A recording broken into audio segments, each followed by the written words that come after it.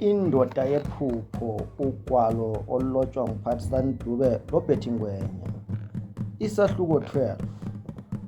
Umona yisifo esibi kakhulu. Kwakube ngcono nxa uhlezi elihlweni kuphela ngoba uyabona uhawukele udlulise. Nxa ungadlula uyehlala enhliziyweni ususa ubuntu kanye lesimilo emuntwini. Olomona uhlezi ebalisa enhliziyweni ngoba efisa konke okuhle kubonakale kuye. Impumelelo yabanye iyawuhlukumeza umoya wakhe. Umona kaMachuma usudlulele enhliziyweni. Yikho nje nxa izinto zilungela uSilibaziso kufane lomkhonto ogwaza inhliziyo yakhe. Bube bude ubusuku kuSilibaziso, ubuthongo busebamvakatshela sekukhala inkukhu zakuqala. Kuthi nxa sekukhala ezesibili azwe ngelizwi likaMachuma phandle.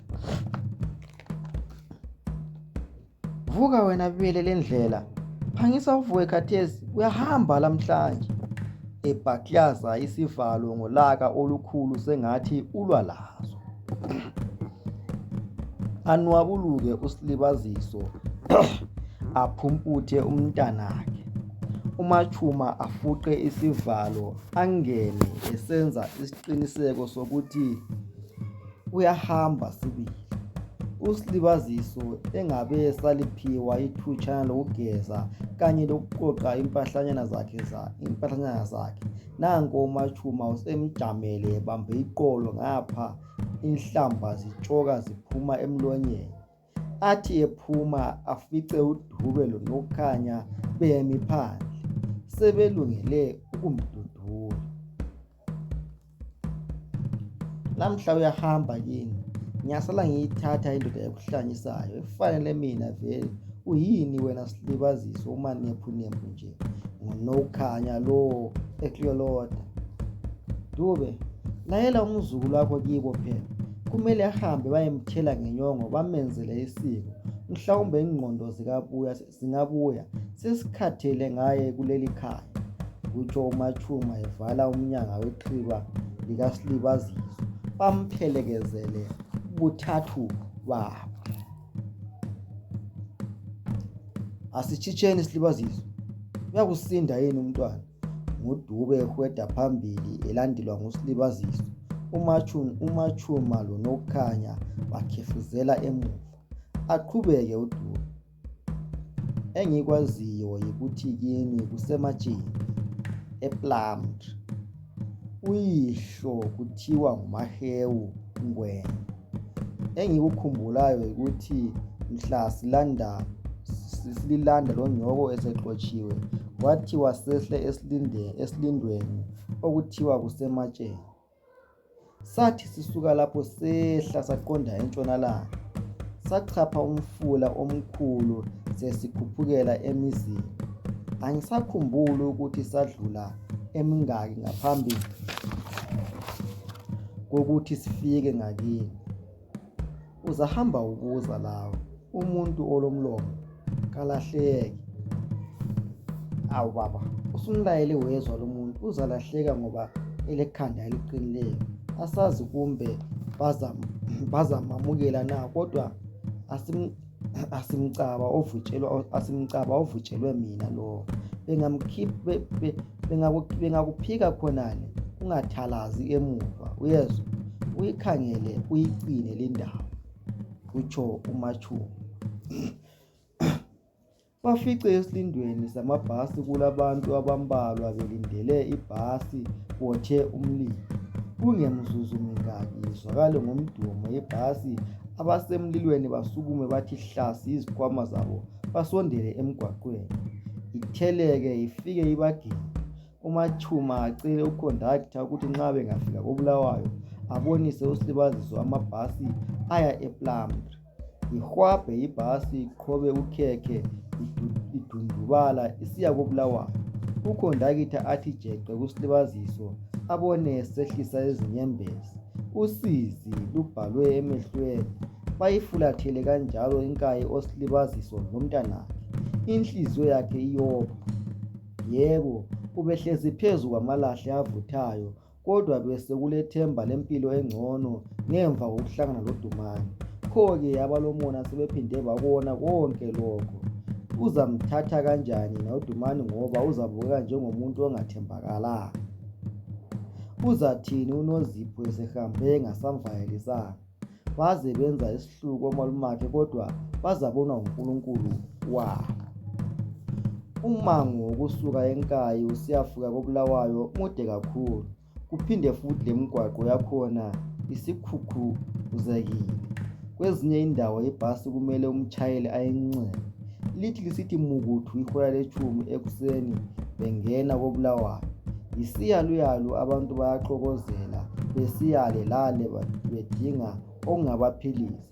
Ukuba kule ndawo kuphinde kulethe inkumbulo kuSlibaziso aze yehlise inyembezi ngoba esecabanga mhla egcina ukubona uvili.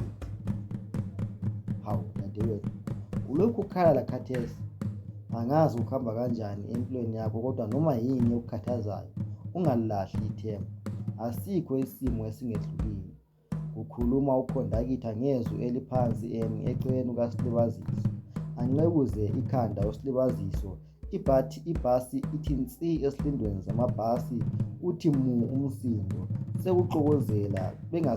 Sekuxokozela abantu bengasazwakali ngisho ukuthi bathini. Nanko lo lalo uselungela ukwehla. uKhondakitha aphakamise isandla, uthule kancane abe sekhuluma.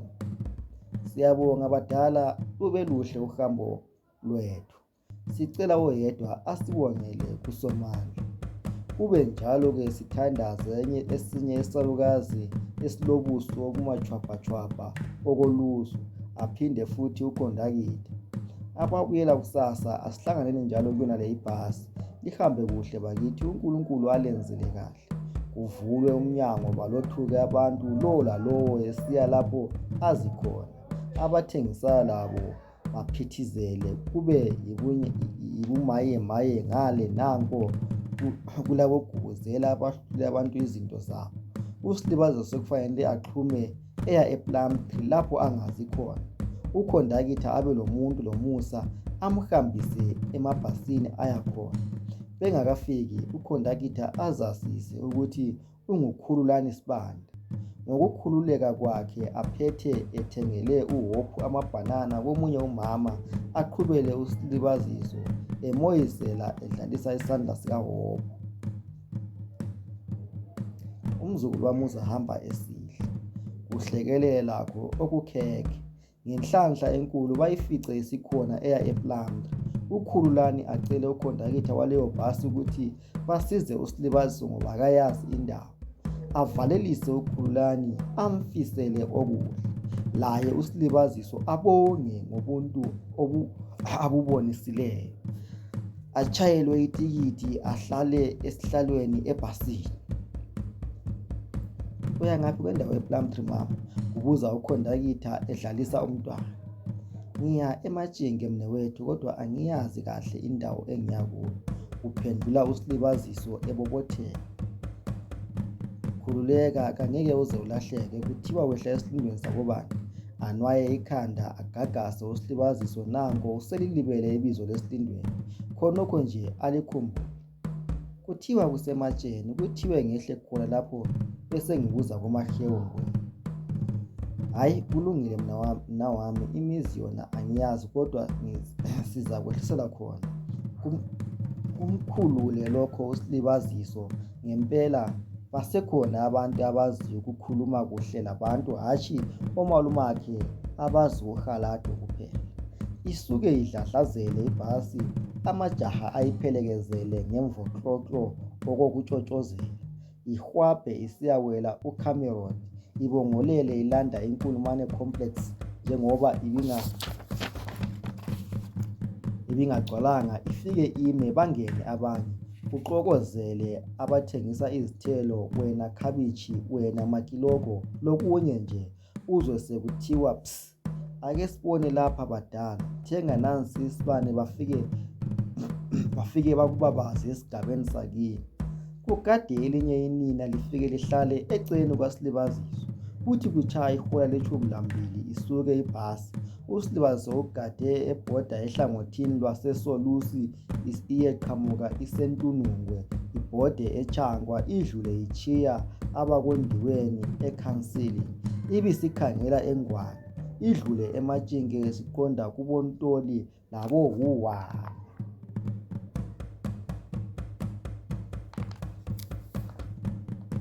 uSilibaziso amangaliswe yisiphatho sabantu ahlangana labo kusukela ekuseni. Balomusa kuye bengamazi, bamphatha okwesihlobo sabo. Nanti lenina ahlezi eceleni kwalo lize lamnika inyama yenkukhu yako-Chicken Inn lenamnede. uHophu yena usedle wancinda iziwidi lamakipikipiki. Iphikelele ibhasi yehlele iphinde yenyuke iye kuthi thezu emajubeni, basale bakhexe engezansi bebabaza ukugijima kwabo. Ngwana, sibona abehlayo bazali. Behle abehlayo, iqhubeke isiholoba isikhangele eMatshinge. Mntanami, awulahlekanga nje, ubuza inina leli elihlezi loSilibaziso. Hatshi mama, ngizakwehla eMatshinge, aphendule uSilibaziso. Hawu, lami ngehla lapho, uzalwa kobani nje ngingakwazi? Usuzangithwalisa mntanami nxa ungelamthwalo eminingi.